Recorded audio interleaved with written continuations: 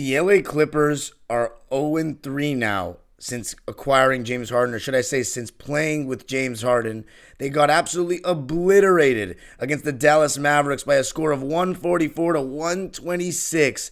How did it all go so wrong, and what can the Clippers do to fix it? Gonna be talking about it all on today's Locked On Clippers. You are Locked On Clippers, your daily Los Angeles Clippers podcast, part of the Locked On Podcast Network, your team every day.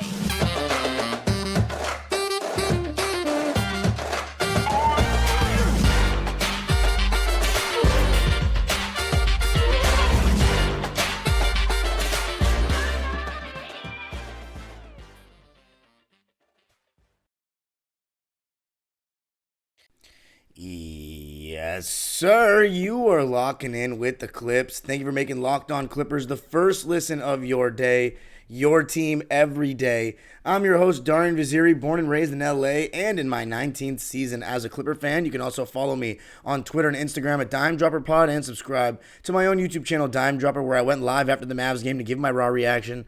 And Locked On Clippers, free and available wherever you get your podcasts, including YouTube, where I want you to let me know all your thoughts on the game. And you know what? Let me ask you this. Which players on the Clippers do you trust that should actually guard Luka Doncic at all? Like, there's a certain amount of players, as you can see in this game, that just should not be ever switched on to Luka Doncic. Which players on the Clippers do you think should be switched on to Luka Doncic on the whole roster? Let me know. And in this episode, I'm going to be talking about the game, why these things are happening, and what we can do to fix it. But let's just start it out. Oh my goodness, Clipper Nation. I don't want to sit here and say I was right already, because it's only been 3 games. But everything I was worried about is happening right now. Everything you, the people that have been anti-Harden trade, were worried about is happening right now. Our defense has taken a huge hit. We lost our size in the front court. The offense looks totally out of sorts. It seems like it's going to be very hard for all 4 of them to play well together. In this game, you had Kawhi, Leonard, and James Harden in the first quarter playing really, really well. Kawhi had a 12-point first quarter because he came out aggressive after the last game, and we were going to look to get him going. And it looked as though it was going to be a vintage Kawhi Leonard versus Dallas performance. And then James Harden, 2 catch-and-shoot threes from the right wing that went in, got into his pick-and-roll bag a little bit. You started to see some of that double drag action with Zoo rolling and Kawhi popping and Harden on the ball. One of them led to a floater. Harden had 14 points in the first quarter. He had a combined 1 shot attempt in the 2 New York games in the first quarter. So you already saw aggression. Now, Ty went with a little bit of a different approach in the game, and he took Westbrook out and put him Bones Highland in for him at the 7 minute and 53 second mark of the first. And by the way, to start the game, we had Westbrook guarding Luka, Paul George guarding Kyrie, Harden guarding Derek Jones Jr., Kawhi guarding Grant Williams, and Zoo guarding Derek Lively. Now, Westbrook in the beginning actually was doing a pretty decent job on Luka. He was preventing him from getting any easy looks, showing his athleticism could be kind of scary in the sense that he's chasing from behind. Paul George and guarding Kyrie Irving, I mean, even if we had Robert Covington or Terrence Mann in the starting lineup, that still probably would have been a thing. So it was going okay in the beginning.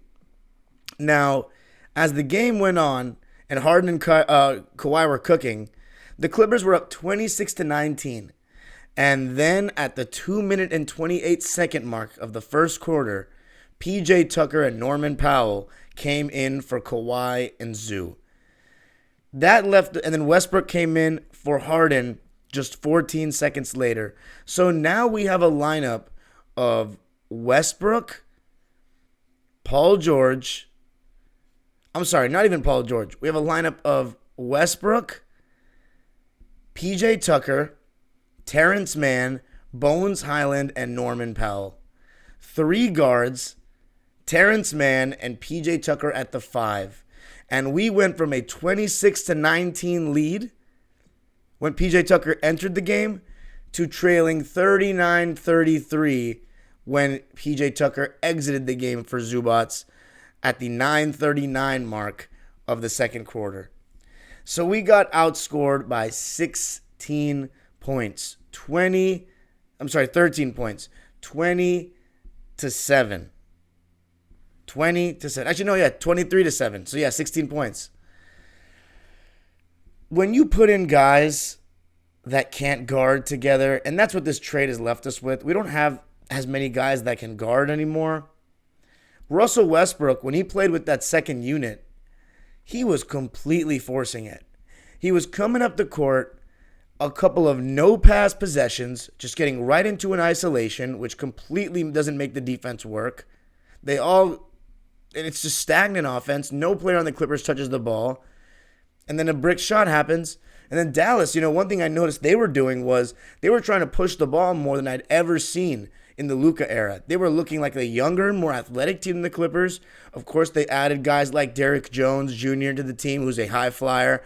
Then you have Grant Williams, who's not necessarily looked at as a quick, high-flying athlete, but he's a strong player, built like a football player. And then you had Jaden Hardy getting some minutes. Tim Hardaway brings some athleticism. And Luka even was trying to push the pace more. And then, of course, you have Derek Lively, who's a better rim-running big and more athletic than Dwight Powell.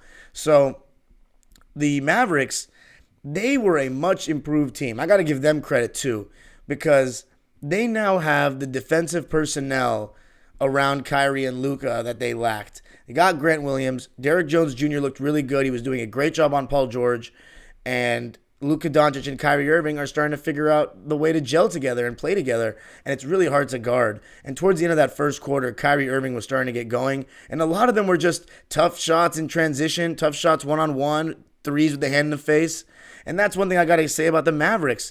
Part of it was just their offense was lights out. They were hitting everything, all their open threes. And the Clippers, they've been, struggling from three, except this game, and this game was no different actually, shot 30% from three, 8 for 27. So since Harden has come around, the three ball has not been falling.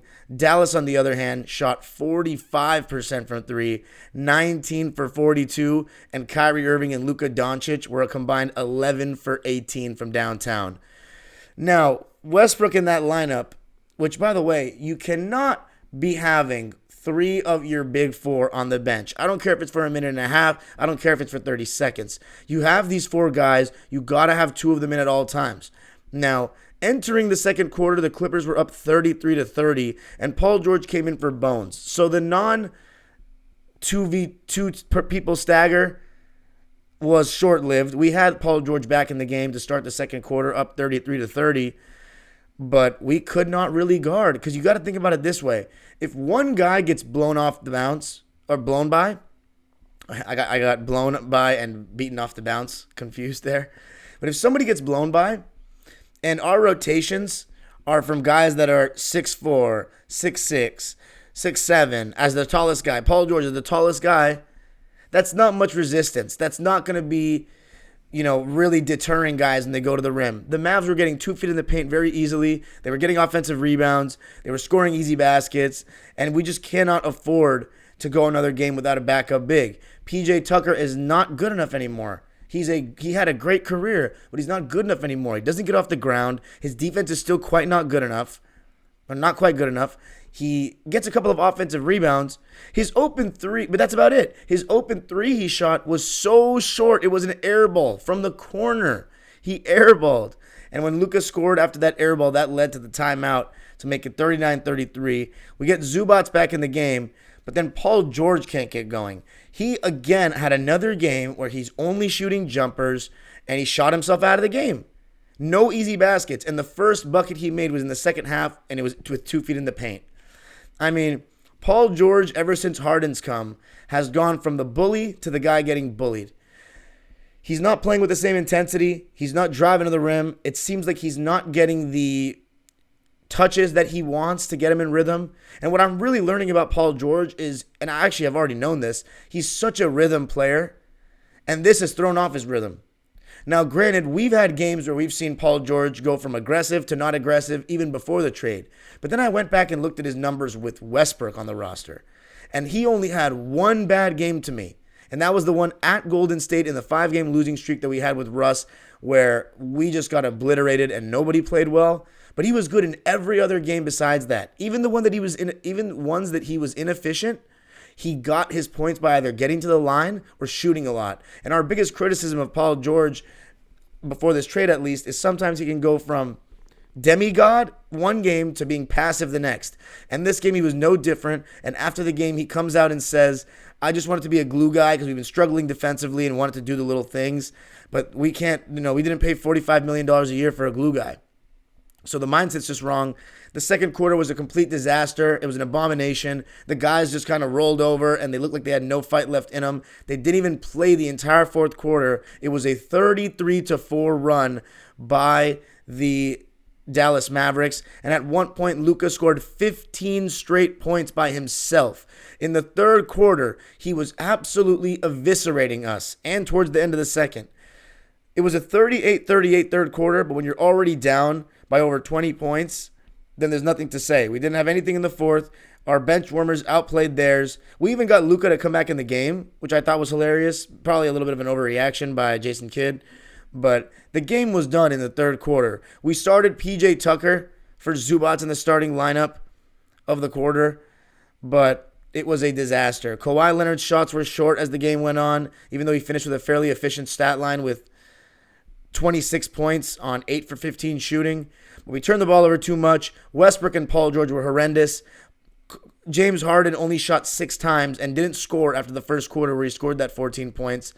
And it was just a mess. As for Luka Doncic, part of it was just his mastery, his one-on-one mastery. And the Clippers were trying to switch everything 1 through 4. And here are the ways that he scored. I counted them just because I wanted to see if anything stuck out. First one, he split a pick and roll. Second one was a leak-out layup.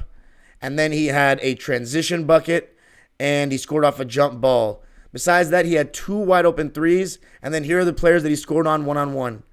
Paul George 1 time, Terrence Mann 1 time, Zubac 1 time, PJ Tucker 1 time, Musa Diabate 3 times. We got Musa minutes at the end of the second quarter.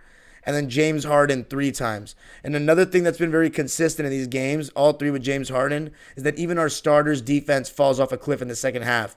It looks like they get tired, they get old, they look old, sluggish, and the other team just has more juice in their legs. And the shot distribution is just weird. Guys are out of rhythm.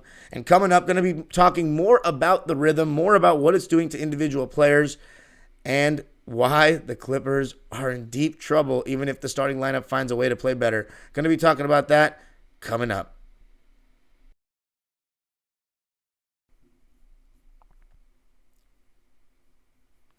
I got to tell you a little something about Jace Medical. We spend a lot of time talking together, you and I. We get fired up together on wins and losses, who starts and who sits. I'm thankful for that connection we have, and today I want our chat to be a little more personal.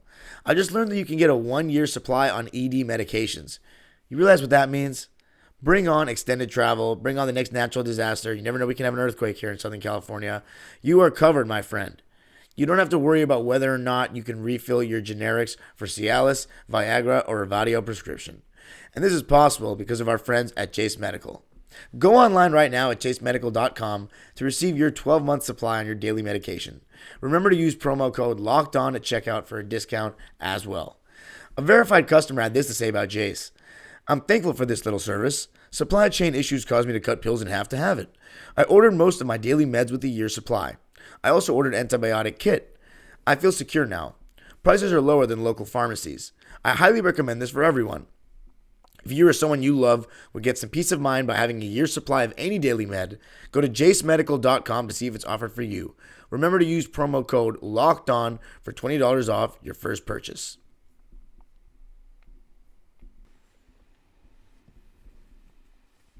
All right, so Clippers losing it 126-144, dropping to 0-3 in the James Harden era. Let's talk about the starters for the Clips. Because the bench, we can talk about that in a sec.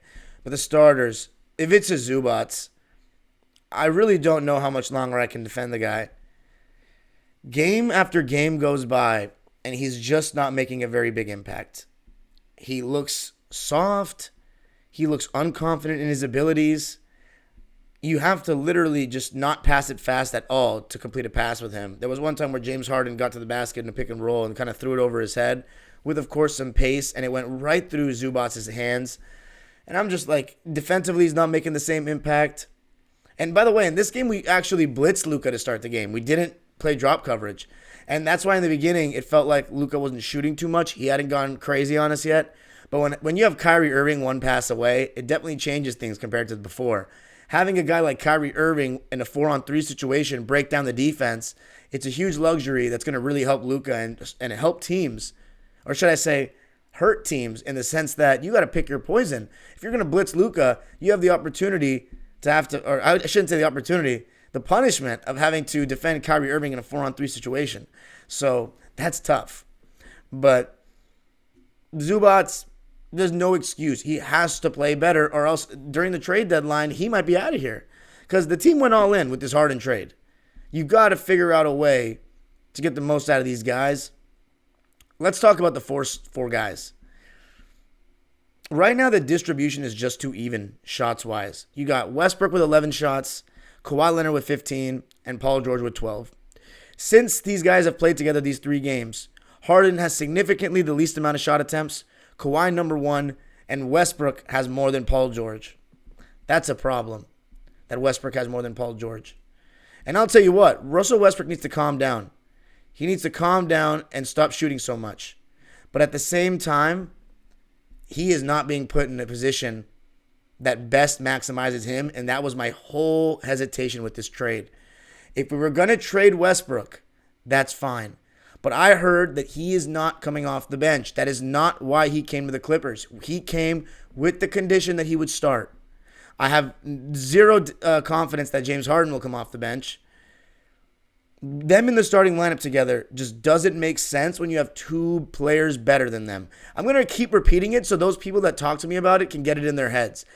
They played in Houston, and it's not the same. They're not the same players, them individually, and Paul George and Kawhi are the 2 best players on this team. They need to get the ball. You can't have the natural passiveness that occurs when you have 4-star caliber players, which we do, and we're having that natural passiveness. We can't have that affect our 2 best scorers. But I knew it was gonna because I've seen teams try to do this 4-star thing, and it never usually ends up great unless you have guys that are less, that need the ball in their hands less, like Draymond and Clay. That's totally different. These guys have all been used to being the stars. They've all been used to having the ball in their hands. James Harden is being too passive. He's playing off the ball. There was one play where he tried to go set a screen for Terrence. Paul George thought he was cutting and just threw the ball away. James Harden, he's not being on the ball enough, funny enough. I can't believe I'm saying that, but he's not. He doesn't offer anything defensively after the first quarter. I mean, he's trying his best, but off the ball, he gets lost. There's no secondary effort from him. It's just like you replaced Robert Covington in our starting lineup with James Harden. If you're the opposing team, that's so much easier to deal with because now you're forcing Kawhi Leonard and Paul George to play defense on the best players so much more. Same with Westbrook. It's not what we needed. And then you're taking away from other guys offensively because you want to start all 4 of them. It's going to get better, but it's still not ideal. And then to make it very clear, we are too small. We were already a little too small. We were talking about getting another big forward. And then we took away 2 guys with 7-foot wingspans that have great defensive versatility. And when you watch those first 3 games, when you had Rocco, Kawhi, Paul, and Russ out there together, you have a bunch of athletic guys that could swarm, run guys off the line, scramble much better. And it was just a team that was more equipped to play at a faster pace, have more athletes out there, and make the floor look smaller. Take away passing windows that you think are there, but they're not because Rocco covers so much ground. And then I'm looking at Rocco and Nicholas Batum in Philly getting crazy plus-minus stats, and the Sixers just aren't losing games because now they have a duo that has been surrounded by complementary pieces that are really good. And now the Clippers are figuring this out, and they just don't have enough time to figure it out. Mason Plumlee got hurt, so that makes all these size issues even more of a problem. And when Ty Lue continuously plays 3 guards, which what he has to do is he needs to take one of the guards outside of the lineup and put in Amir Coffey or Kobe Brown. And we need to pick up a backup big because we can't survive like this.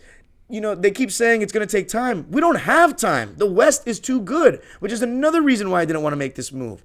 Because now you're back to, we got to figure it out. That whole, we're going to take the regular season seriously thing, we can't take games for granted, that mindset has completely gone out the window since we got James Harden. They keep talking about it's going to take time, all this, we're still tinkering, 10-game sample size.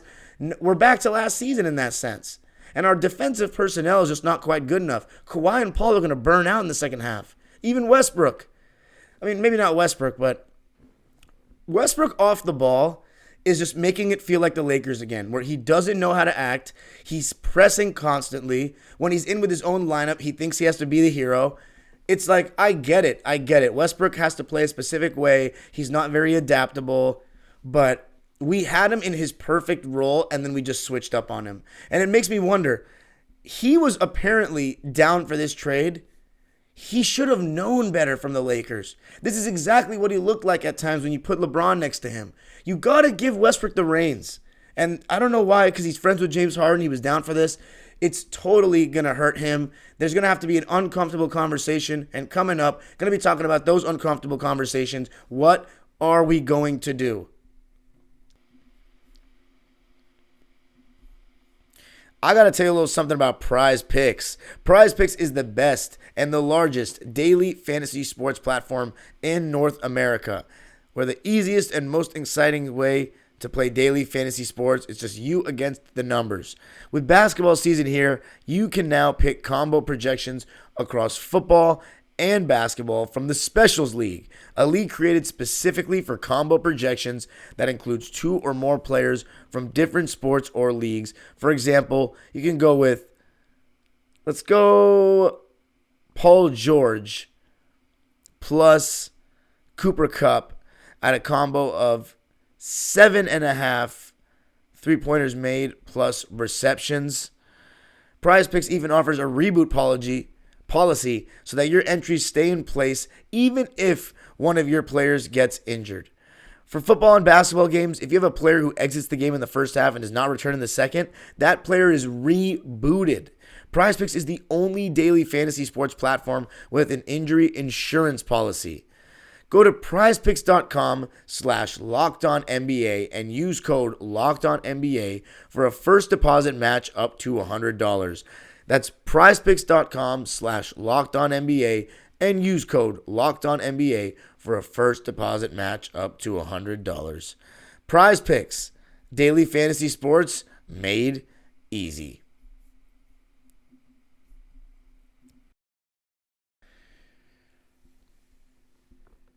All right, so the Clippers losing this one, 144-126. Kawhi Leonard is the high scorer for the Clips in this game with 26 points, 4 assists, and 3 rebounds on 8 for 15 shooting, 2 for 4 from 3, and 8 for 8 from the foul line in 29 minutes of play. He had those 26 points through 3 quarters, so I liked his aggression.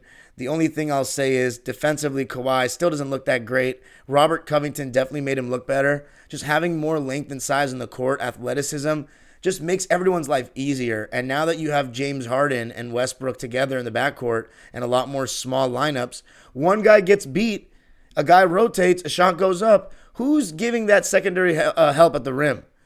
If our centers are getting pulled out, and what about the minutes we don't have a center? Where's our second effort? Do we have enough length and size? Like when Nico Batum was on the Clippers, even if he couldn't secure a rebound, he would do a good job with his long arms of tipping it to safety. We don't even have that anymore. We're struggling to get rebounds. Kawhi Leonard was often the power forward in this game, and he's only getting 3 rebounds. That's not quite good enough. But, he's shot 16 times in all the games that we've had James Harden, except for this last one where he shot 15 times. But Kawhi, he was better. I want to see him be a little sharper defensively, but at least he was a little more aggressive. I don't got much to say about him. Then you have Paul George, who, it's just unacceptable for him to play like this just because of the trade.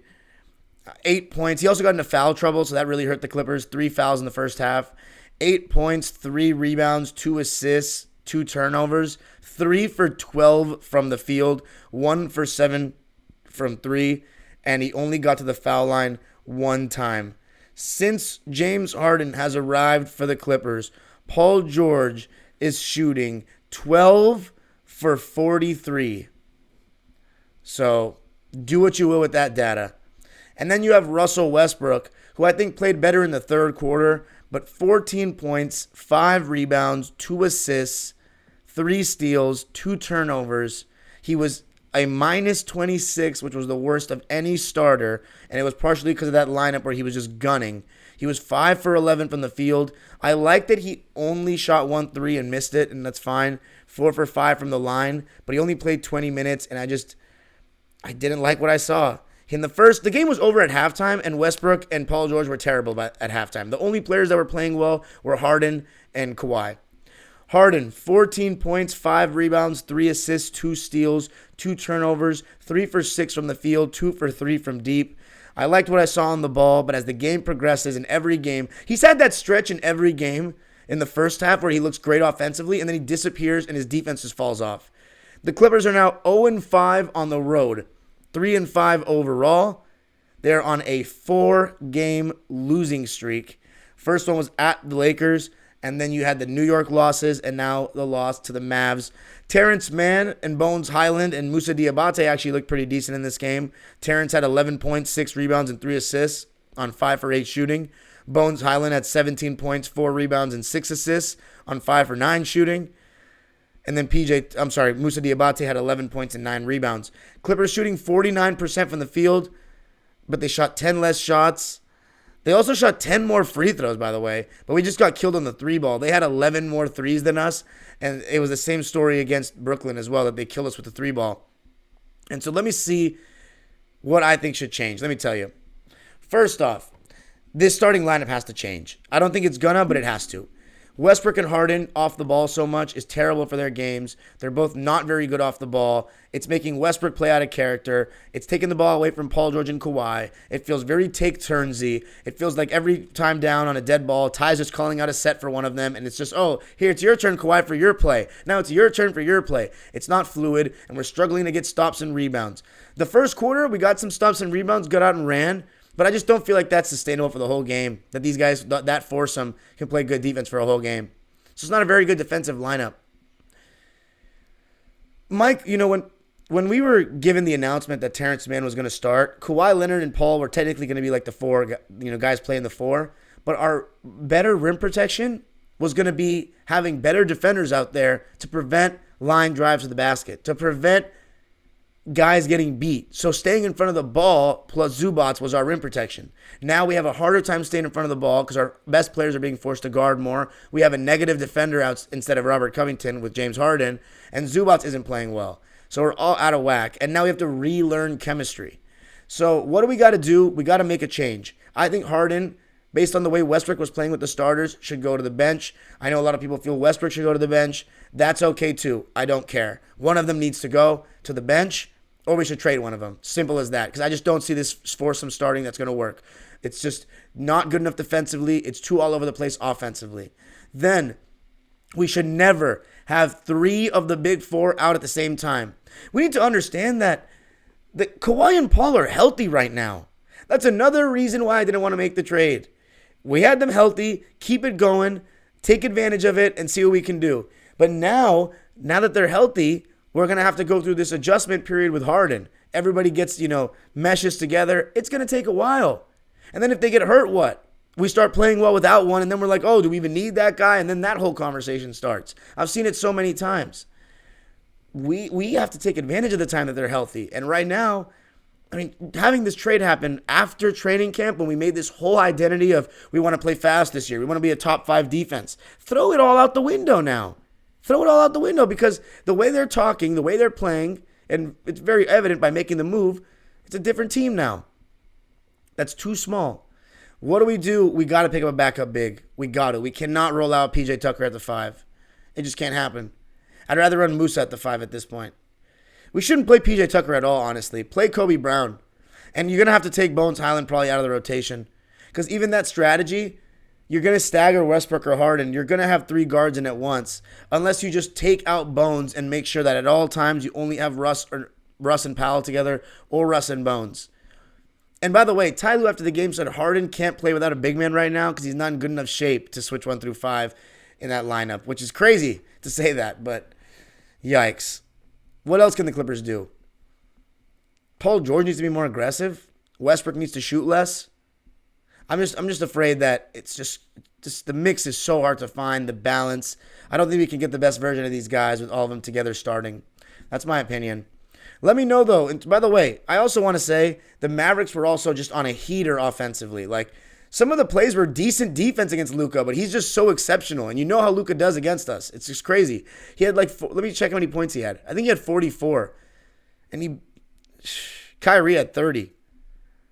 No, Kyrie had 27. Luka had 44. Tim Hardaway Jr. had 17. They shot 52% from the field, 45% from three, and 88.5% from the line. It's looking rough. But you know what? The good news is this. The Clippers were on a 5-game losing streak with Westbrook when they first got him. Now, granted, those games were a lot more competitive, and the basketball fit on the court made more sense. And they won their game against the jawless Memphis Grizzlies team and started a 4-game winning streak. And it was on a Sunday. Well, we're on a 4-game losing streak right now. We have the jawless Grizzlies on Sunday, who are 1-8. It's James Harden's home debut.